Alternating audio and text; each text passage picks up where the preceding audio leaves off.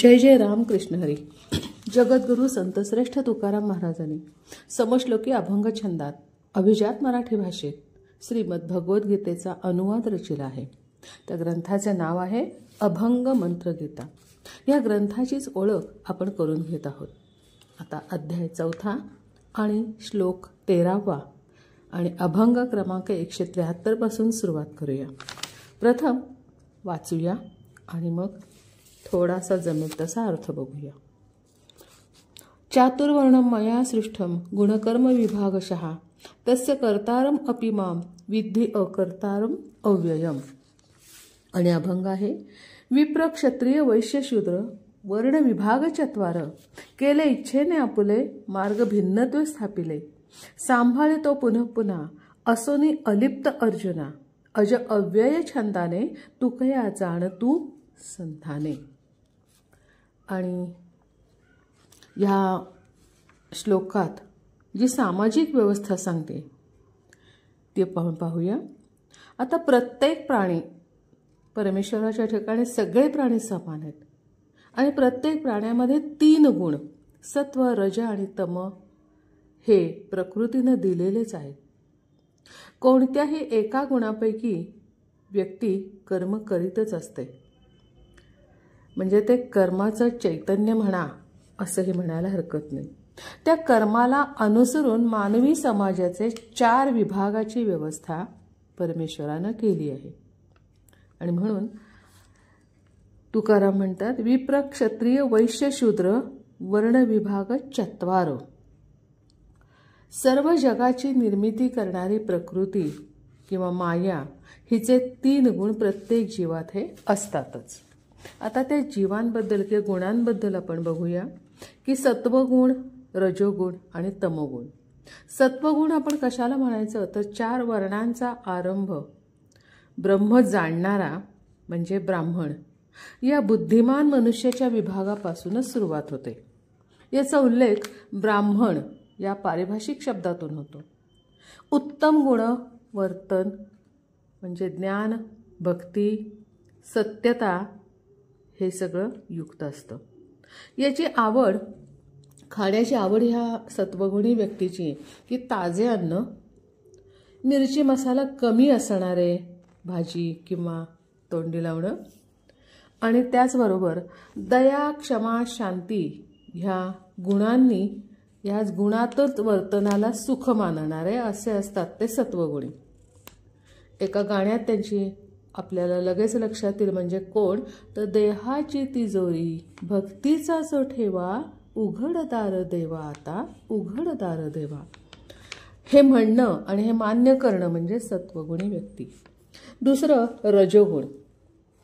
हा प्रशासकीय वर्ग ज्यांना क्षत्रिय म्हटले जाते. इच्छा वासना भोगवाद आणि इंद्रियांची तृष्णा भागवण्याची घमेंड असते. खाण्यासाठी मसालेदार तिखट चटक मटक याची आवड असते आणि प्रेमगीताची ही आवड अशा रजोगुणीचे वर्णन होते. यांच्यासाठी एक गाण्याची ओळ तुम्हाला सांगते आठवेलच. धुंदीत गाऊ मस्तीत राहू प्रीत साजना. आठवलंय का बघा. धुंदीत राहू मस्तीत गाऊ प्रीत साजना हे गीत फेमस आहे सगळ्यांच्या माहितीतलं आहे. तर अशा थाटात राहणाऱ्या या व्यक्ती म्हणजे रजोगुण. आणि तिसरा आहे तमोगुण. यांची तामसी वृत्ती बौद्धिक सुविधांची यांना आवड असते. अज्ञान निराशा आळस आणि सुस्ती यांनी सतत ग्रासलेले असतात. हे मनात आलं तर राक्षसी लीलाही घडवून आणू शकतात. सत्वगुणा विरोधी यांचं वर्तन असतं. खाण्यासाठी आवड ही स्वास्थ्याला म्हणजे शरीराला हानिकारक जे नको ते खाणे आणि नको ते पिणे हे त्यांची आवड. आणि निराशा ही त्यांची मानसिकता असते. हे झाले 3 गुण. आता सामाजिक 4 गुण आपल्याला या श्लोकात सांगितले ते बघूया आपण. तर गुणविभाग कसे पाडतात तर माणसाच्या शरीराच्या जशा 4 अवस्था असतात ना बाल्य तारुण्य प्रौढत्व आणि वार्धक्य. तसे प्रकृतीसिद्ध संस्काराच्याही 4 अवस्था आहेत. त्याचं वर्णन तुकारामांनी केलेलं एकदा बघूया आणि पुढे जाऊया आपण. की केले इच्छेने आपुले मार्ग भिन्नत्वे स्थापिले. आता हे सगळं परमेश्वराचीच लीला आहे. त्यामुळे 4 वर्ग कुठले आहेत ते समजून घेऊया आपण. पहिला आहे ब्राह्मण. ब्रह्म जाणणारी व्यक्ती असते. ज्ञानी आणि तपस्वी असा हा वर्ग असतो एक समाजातला, म्हणजे ज्ञानयोगी असतात. दुसरे क्षत्रिय, राज्य सांभाळणारे, प्रजेचे रक्षण करणारे आणि ऐशाराम करणारे म्हणजे राजयोगी. आणि तिसरे वैश्य. ह्यांच्यामध्ये रजोगुण अधिक तमोगुण यांचं मिश्रण परिस्थितीनुसार कशाचा वापर करायचा तसे वर्तन करतात. आणि हे असतात जास्ती करून व्यापारी म्हणजे अर्थयोगी. आणि चौथा आकडा आहे शूद्र. यांच्यात तमोगुण स्थितच असतो, फारसा बदलत नाही, पण कामं मात्र सगळ्या प्रकारचे ते करू शकतात. म्हणजे कामगार वर्ग म्हणजे कर्मयोगी. आता हे झाले 4 वर्ग समाजातले कसे त्यांनी काय ठरवलेत ते किंवा मानलेत ते. पण यातला कुणी त्यांच्याकडे तुझा भाव मात्र नसतो. आता ब्रह्मांडातले सर्व प्राणी, तसाच माणूस हा एक प्राणीच आहे. परमेश्वराच्या मते या प्राण्याला बुद्धी, स्वर, अंगठा, भाषा अशा विविध अवयवांची आयुध दिली आहेत. त्याचे उन्नयन व्हावे अशी ईश्वराची इच्छा म्हणून त्यानेच हे 4 विभाग केले आणि ते त्याच्या कर्माप्रमाणे. हे सर्व ईश्वराला प्रिय आहे. दुजाभाव कधीच करत नाही. त्यांनी योजलेल्या 4 वर्णातून 3 स्वाभाविक गुण त्याच्या कर्मातून प्रकट होतात. आता प्रत्येकाला स्वकृत कर्म करण्याचे स्वातंत्र्य मात्र दिलेलं आहे. जो गुण ज्या देहात प्रभावित ते कर्म घडते. त्यातून व्यक्तिमत्व बनते. म्हणजे जे काम केलं जाते व्यक्तीकडे बघण्याची एक प्रवृत्ती बनत असते. कर्मासाठी विवेक जर जागा असेल तर त्याचे चरित्रही घडतं त्या कामातून त्याच्या. अशा या 3 गुणांचे संतुलन राखण्याचे कार्य कोण करतं बरं? ब्रह्मा, विष्णू आणि महेश या 3 शक्तीनुसार ते संतुलन राखण्याचं कार्य होत असतं. त्रिगुणात्मक त्रैमूर्ती दत्त हा जाण, त्रिगुणी अवतार त्रैलोक्य राणा. या 3 देव 3ही लोकांचे 3ही गुणांचे राजे आहेत. या सर्वाचा साक्षीदार श्रीकृष्ण आहे. त्याला सर्व याची अनुभूती आहे. हा अकर्ता व आत्मरूप्त आणि अलिप्त आहे. त्याची जाणीव ठेवून कर्म करीत राहावे. म्हणजे आपल्याला हे सगळं लक्षात पाहिजे. का तर आधी भाजलेलं बी जर पेरलं तर उगवतच नाही. तसं हे कर्म फलाशारहित केले तर करणाऱ्याला बंधनकारक राहत नाही. कर्म अकर्माची हे कोण बरं जाणतं? म्हणजे हे कर्म आहे का अकर्म आहे हे जाणता आलं पाहिजे. पण अगदी विद्वानांना सुद्धा ते घोटाळ्यात टाकतं. अवतीभवती विश्व परमात्म्याच्या मायेनेच आकाराला आलं आहे. त्यामुळे विश्वाला कारणीभूत जे तेच संकल्प करण्याची आणि तेच कर्म करण्याची जाणीव मनात बिंबवली पाहिजे. विश्वाची व्यवस्था आपण पाहिली तशीच कुटुंबातही असते. सद्गुण, दुर्गुण, अवगुण, सगुण ही गुणकर्माचीच लक्षणं आहेत. आपापल्या कुटुंबात असतेच. सत्वगुणाचा प्रभाव असेल तर एकत्र राहण्यात आनंद मिळतो. रजगुणाचा कुटुंबावर प्रभाव वाढला तर सत्वगुणाचा पारा खाली येतो आणि घरात धुसफूस आणि वितंडवाद चालू होतात. आणि हेही 2 गुण बाजूला गेले आणि तमोगुण जर प्रभावी ठरला तर रजोगुणी खाली येतो, सत्वगुणी झाकलाच जातो आणि कुटुंब विस्कटतं. आता ईश्वरानं कोणता गुण आपल्याला मानायचा आहे ते प्रत्येकाला स्वातंत्र्य दिलंय. आणि त्याची भूमिकाही माहिती आहे, त्याचे परिणामही जर माहीत असतील तर गुणात्मक आत्मपरीक्षण, आत्मचिंतन हे प्रत्येकानं करायला हवं आहे, नाही का? ठीक आहे, आता आपण पुढचा श्लोक आणि अभंग बघूया. न माम कर्माणे लिंपंती न मे कर्मफले स्पृहा इति माम यस अभिजानाति कर्मभिः न स बध्यते. आणि अभंग आहे, कर्मे लिंपिती नामाने जरी माझी साक्षीने नवल सांगतो अर्जुना झणे संशयो हा मना. कर्म सुफल प्राप्ती आशा नसे चिंतित नरेशा जाणे खुण तोची मुक्त होय तोची कर्मातीत. बद्ध शुभाशुभी नव्हे तुका वर्णी त्या गौरवे. चातुर्वर्णाचा कर्ता श्रीकृष्ण म्हणजेच प्रकृतीच्या त्रिगुणांच्या अनुषंगाने घडणाऱ्या घटना आणि त्यासाठी केले जाणारे कर्म यात कृष्णाची भूमिका काय असते. अर्जुनाला सांगितले की त्याच्या मनातील संशय दूर होईल आणि असं वाटतं की प्रत्येक जीव हा 3 गुणांनुसार जगतच असतो. एका वेळी एकच गुण प्रभाव दाखवतो. गुणकर्माचे स्वातंत्र्य प्रत्येकाला आहे, ज्याचं त्यानं कर्म ज्याच्या त्याच्या बरोबरच फिरत असतं. केलेलं कर्म त्याची फळं हे आपल्याबरोबर असतातच.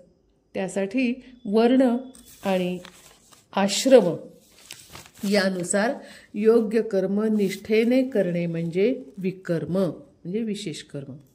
नुसतेच विकर्म करणे योग्य नव्हे. शास्त्रांनी जी कर्मे निषिद्ध सांगितली ती आपल्याला माहीत पाहिजेत, समजून घ्यायला हवेत. विकर्मात अकर्म आणि निषिद्ध कर्म याची आपल्याला जाणीव हवी. आता एक उदाहरण पहा तुम्ही. पाण्याच्या लाटेत सामावलेल्या जलबिंदूंनी लाटेबरोबरच वाहत जाणे हे विकर्म आहे. पण एखाद्या जलबिंदूला असं वाटलं की अंग टाकून तो जलबिंदूच्या खाली पडला, तो जलबिंदू खाली लाटेच्या खाली गेला. कुठं तर स्थिर पाण्याच्या प्रवाहात थांबला, तर हे अकर्म किंवा निषिद्ध कर्म हे समजून घ्यायला हवं.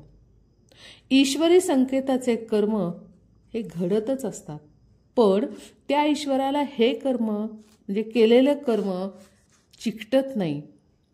पाण्याच्या प्रवाहात वाकून बघणाऱ्याला त्याच्याच प्रतिबिंबाशी काहीच संबंध नसतं. तो हल्ला, प्रतिबिंब हल्लं. आता बघणाराचा आणि प्रतिबिंबाचा काय बरं संबंध आहे? तो तिथं आहे म्हणून प्रतिबिंब पडलंय. तसं कार्यकर्ते हे कर्म करतात आणि कर्म करणाऱ्याचे केलेले कर्म हेच त्याचं प्रतिबिंब असतं. नियोजन करणाऱ्या ईश्वराशी त्याच्या झालेल्या कर्माचा काहीही संबंध नसतो. आणि म्हणून तुकाराम म्हणतात, कर्मे लिंपिती नामाने जरी माझी ये साक्षीने. केलेल्या कार्याचा निर्लेपपणा समजून घ्यायला हवा. कर्म करताना परमेश्वराचे नाव घ्यायची जबाबदारी घेतलं की काय होतं, जबाबदारी देवावर टाकली जाते. पण ही झाली भक्ती. भक्तीने केलेले कर्म हे भक्ताजवळच राहतं, त्याचीच त्याला फलप्राप्ती होते. पण याचा साक्षीदार मात्र देव असतो. सर्व कर्म ब्रह्माच्या आश्रयाने होतात आणि ब्रह्मातच विलीन होत जातात. परब्रह्माला याबाबत अहंताही नसते आणि ममत्व तर त्याहूनही नसते. हा निर्लेपपण समजून घेणाऱ्यास त्या कर्माबाबत उद्दिष्ट कर्मानुसार ठरवतो आणि ते प्राप्त झाले की त्याला अभिमानही वाटतो आणि त्यातून त्याला प्रेरक शक्ती मिळते. एक उदाहरण घेऊया. सर्वांना संबंधित असंच बघूया की प्रत्येकाला वाटतं माझं घर व्हावं, असेल त्याला वाटतं की माझं घर अजून मोठं व्हावं, सुंदर व्हावं. आणि काही करायचं ठरलं तरी त्यासाठी पैसा लागतो. जसं हवं तसं घर बांधायला ठरवलं की पैसा, ठिकाण, केव्हा बांधायचं आणि त्यासाठीचा वेळ हे सर्व उद्दिष्टानुसार ज्याला हवं तोच ठरवतो. त्यासाठी कर्माचे नियोजन म्हणजे पूर्वनियोजनही तीच व्यक्ती ठरवते. उद्दिष्टानुसार केलेले कर्म घर बांधून झाले की उद्दिष्ट प्राप्तीचा त्याला अभिमानही वाटू लागतो. अर्थात हे साहजिक आहे. पण घर बांधून झाल्यावर वास्तुशांत म्हणून जो उत्सव केला जातो तो घर दाखवण्याचाच उत्सव असतो आणि तो अभिमानाने केला जातो. या कार्यात माणसानेच माणसासाठी घेतलेली जबाबदारी असते. यात देवाचा वाटा किंवा जबाबदारी कुठलीच नसते. हे सर्व ब्रह्मकार्यच असते. घरासाठी लागणारी भूमी, दगड, माती, पाणी, लाकूड आणि कामगार हे सर्व ब्रह्मघटकच आहेत. तसं बांधून झाल्यावर त्यात राहणारी माणसं ही पण निसर्गाची देणगीच असते. निसर्ग निर्मितच असतात आणि त्यांना लागणारी शुद्ध हवा, तापमान, थंडी, पाणी हेही सगळं निसर्गाचेच घटक आहेत. पण त्यानंतर जीवनावश्यक वस्तू, अन्न, धान्य, फळं, फुलं, तेल, तूप हेही सर्व निसर्गाकडूनच प्राप्त होतं ना. काही काळानंतर हे घर निसर्गातच म्हणजे ब्रह्मातच विलीन होते. आणि म्हणून तुकाराम म्हणतात, नवल सांगतो अर्जुना, झणे संशयो हा मना, कर्म सुफल प्राप्ती आशा, नसे चिंतित नरेशा. तुमच्या कर्माच्या सुफलाची चिंता परब्रह्माला नाही. या त्रिगुणांचे कार्य कसे चालते ते बघूया. रजोगुणाच्या प्रभावाने कुटुंबातील व्यक्ती जन्माला येतात. रजोगुणी व्यक्तीच घराची अपेक्षाही करते आणि ती पूर्णत्वाला नेते. सत्वगुणी व्यक्तीचे अस्तित्व जर घरात असेल तर समाधान आणि सुख नांदते. तमोगुणाचा प्रभाव वाढला तर घरात अशांती होते. इतकेच नव्हे तर घराचे अस्तित्व धोक्यात येते आणि अतिरेकाने तमोगुणाच्या घर पाडलंही जातं. आता घर कसं ठेवायचं त्याचं स्वातंत्र्यही प्रत्येकाला दिलंय, ह्याची चिंता ईश्वराला नसते. म्हणजेच कर्म सुफल प्राप्ती अशा, नसे चिंतित नरेशा. जाणे खुण तोची मुक्त, होय तोची कर्मातीत. उद्दिष्टानुसार कर्म करताना त्यात शुभ अशुभ, चांगले वाईट, मान अपमान अशा गोष्टी घडतातच. आणि मग नंतर लक्षात येते की कशामुळे कोणामुळे काय घडलं. पण ह्या सगळ्यात एखादी व्यक्ती, एखादं घर बांधणारी व्यक्ती आपल्या कार्याबाबत आतल्या मनाचा संदेश ऐकून निर्णय घेते.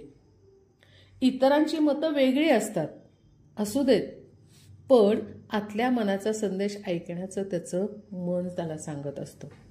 स्वतःच्या मनावर विश्वास ठेवून घेतलेल्या निर्णयाची तो योग्य त्या प्रकारेच निर्वानिर्व करतो.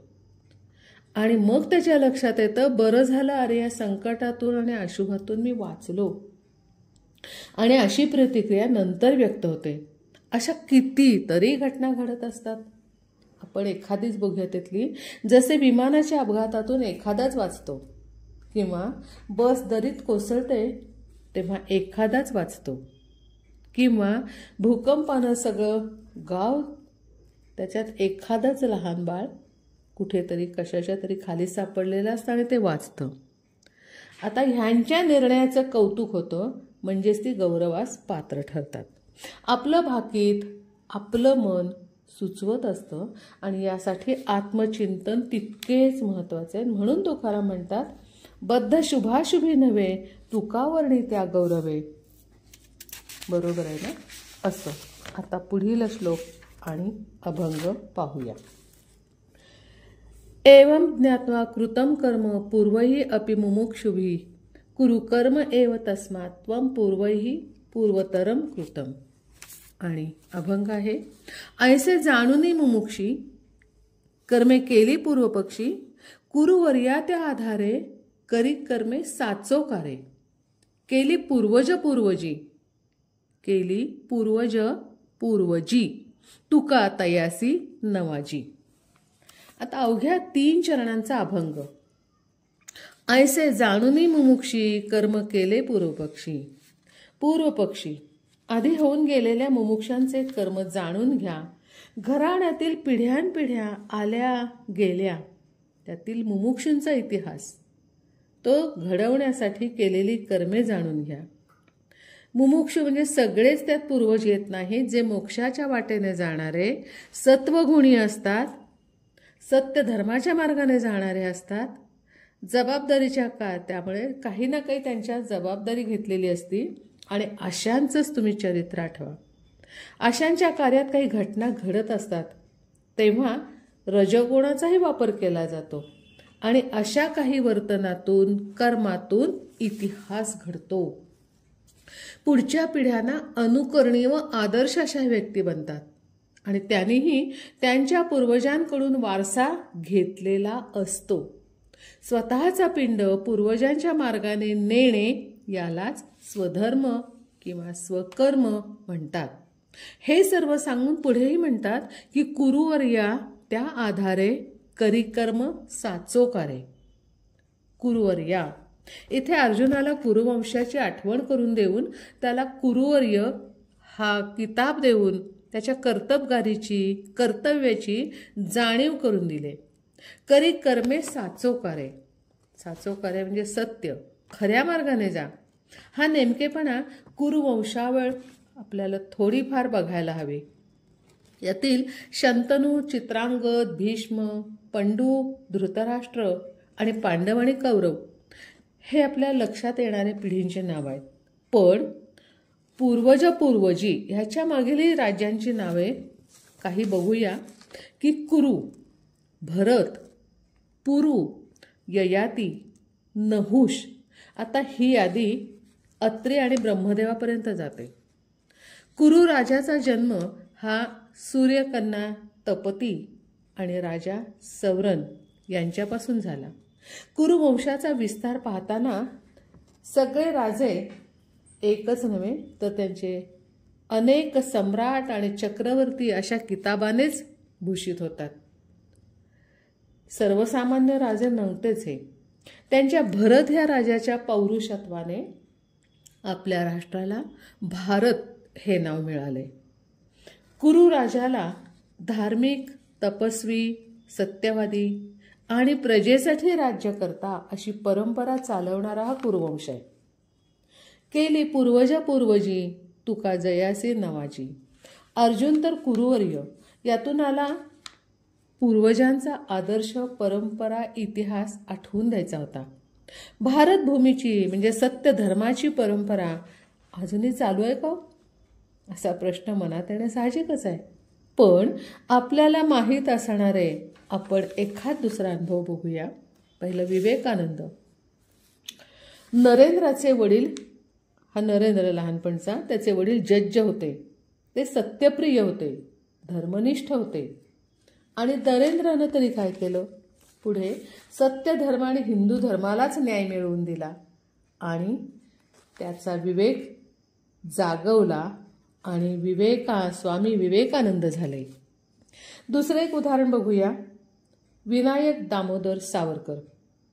अष्टभुजेसमोर प्रतिज्ञा घेतली की भारत भूमीला स्वतंत्र करण्याची आणि त्या प्रतिज्ञेत म्हणाले, याल तर तुमच्या सर्वांबरोबर आणि जर आडवे आलात तर तुम्हाला तुडून, कुणीच नसेल तर एकटाच लढणारच, पण भारत भूमी स्वतंत्र करणारच.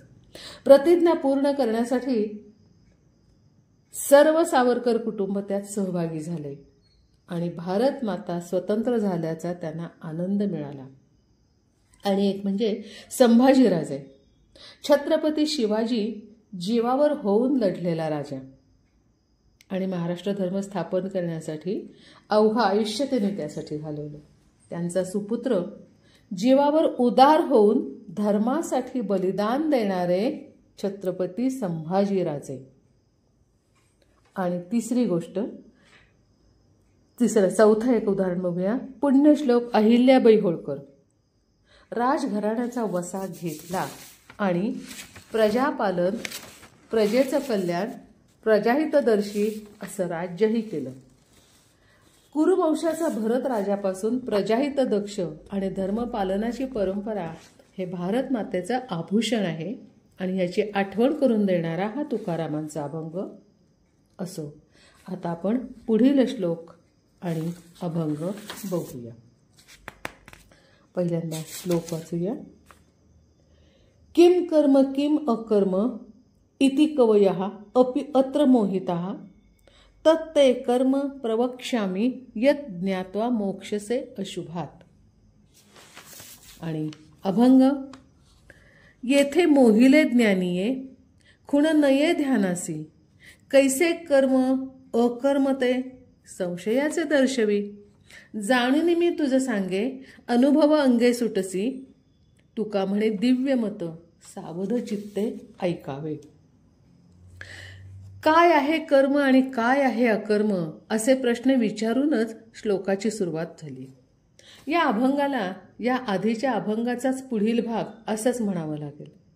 पूर्वजांच्या आणि पूर्वजांचे स्मरण करून कर्म करण्याचा निर्णय घ्यावा हे सांगायला ठीक वाटतो, पण त्यावेळचा काळ, तेव्हाच्या व्यक्ती, ते स्थान आणि समाजवर्तन यानुसार कर्मबदल हा येणारच, पण त्यातही नेमकेपणा काय हा मात्र गवसत नाहीये. कोणत्या तत्वानुसार निर्णय घ्यावा याबाबत शंका कुशंकांनी मन ग्रासले जाते. मनाला मोहित करणारे योग्य की अयोग्य हे समजेनासे होते. तुकाराम हेच सांगतात की येथे मोहिले ज्ञानीये खुण नये ध्यानासी कैसे कर्म अकर्म ते संशयाने दर्शवी. माहीत असलेली अनुभवलेली प्रसंगानुसार तत्वनिष्ठता पाळावी की पूर्वजांची व्यक्तिनिष्ठता अनुसरावी. यातील कर्म कोणते आणि अकर्म कोणते याचा तिढा मनातल्या मनात निर्माण होत असतो, आणि यासाठी योग्य मार्ग कोणता याचे उत्तर ज्येष्ठ, श्रेष्ठ आणि विद्वानही देऊ शकत नाहीत. कैसे कर्म अकर्म ते संशया ते दर्शवी असे सांगून यापुढे तुकाराम मात्र नेमके उत्तर देतात की जाणून मी तुझं सांगे अनुभव अंगे सुटशी. जाणून मी तुझं सांगे अनुभव अंगे सुटसी. पूर्वजांचे अनुभव व तुझंही यापूर्वीचा अनुभव हे लक्षात घे, त्याचे चिंतन कर, आणि अनुभव हाच खरा शिक्षक असतो याची तुला इथं प्रचिती येईल आणि तुला सत्यमार्ग नक्की सापडेल. तू कर्म करशीलच, पण त्यात अडकणार नाहीस. संशयग्रस्त होऊ नकोस. स्वकर्म करणे हाच स्वधर्म आहे आणि यावरच पुढील भवितव्य अवलंबून असतं. यासाठी सांगितल्याप्रमाणे ईश्वराचा या कर्माशी कोणताही संबंध नसतो. तो फक्त प्रेक्षक किंवा साक्षीदार असतो. कर्माची प्रचिती प्रकृतीकडून मिळते आणि हे विचारपूर्वक घेतलेला निर्णय म्हणजे हा दिव्य म्हणजेच तणावग्रस्तांना मार्गदर्शन करणारे ठरते. भव्य दिव्य असेच काहीसे घडते आणि यासाठी तुकाराम सांगतात तुका म्हणे दिव्य मत सावध चित्ते ऐकावे. सावधपणा हवाच. एवढाच अभंगाचा अर्थ ऐकून मन शांत होत नाही. काही ना काही विषय मनात येतच राहतात. आता आपण तसं शांत बसणं हे चुकीचंच आहे, नाही का? होऊन गेलेल्या राष्ट्रपुरुषांचे चरित्र आपण पाहतो. ते त्यांनी प्रश्न, वेळ, काळ, परिसर आणि समाज, त्यावेळचे राज्यकर्ते इत्यादी विषयांची चिकित्सा करून काही घेतलेले निर्णय आणि केलेले कार्य असते. अचानक समोर आलेल्या प्रसंगांना तोंड देऊन त्यांना धडक मारावी लागते. पुन्हा आपलं आधीचंच उदाहरण घेऊया. स्वामी विवेकानंदांना इतक्या देशांना भेट द्यायची हे नियोजन नव्हते, तरी सर्व धर्म परिषदेसाठी विना आमंत्रण जाण्याचे त्याने धाडस केले आणि त्यांच्या प्रज्ञेच्या तेजाने त्यांना मान्यता द्यावी लागली. सर्व धर्म परिषदेतील उपस्थिती आणि दिलेली 10 मिनिटं यात हिंदू धर्माच्या सत्यत्वाचा, श्रेष्ठत्वाचा ध्वज फडकवला गेला, प्रचार झाला आणि जागतिक विक्रमच घडला. बरोबर आहे ना? पुढे स्वातंत्र्यवीर सावरकरांनी बोटीतून उडी मारताना केलेले जे नियोजन होतं ते फिसकटलं आणि तेव्हा पुन्हा पकडले जाणार अंदमानला कोलू ओढावा लागणार, काव्य केलेलं एका काट्यानंच भिंतीवर आपल्याला लिहावं लागणार, हे अवचित झालेल्या घटनांना टक्कर देऊन लढलेले स्वातंत्र्यवीर. छत्रपती शिवाजी महाराजांना जिंकलेले 27 किल्ले पुन्हा द्यावेच लागले ना. ते पण धाडसच होतं. धर्मवीर संभाजी राजांच्या देहाचे हाल तर आठवायलाही नकोसे वाटतात. इतके क्लेशदायक जीवन त्यांना भोगावं लागलं. पुण्यश्लोक अहिल्यादेवींना शेतकरी महिलांची सैन्य तुकडी बनवावी लागली.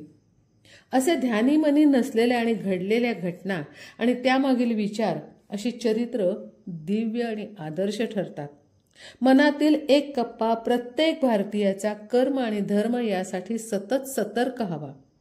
स्वतः निर्णय घेऊन मनात कोणतीही शंका संशय न घेता लढण्याची हिंमत हवी.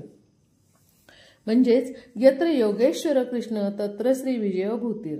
जिकडे धर्म तिकडे कृष्ण आणि विजयही तिकडेच असतो हे निश्चित. आणि हीच आपली भारतीय संस्कृती. ह्याच भारतीय संस्कृतीचे जतन करण्याची प्रेरणा आम्हा सर्वांना द्यावी ही संत श्रेष्ठ तुकाराम चरणी प्रार्थना. कृष्णार्पणमस्तु. जय जय रामकृष्ण हरी.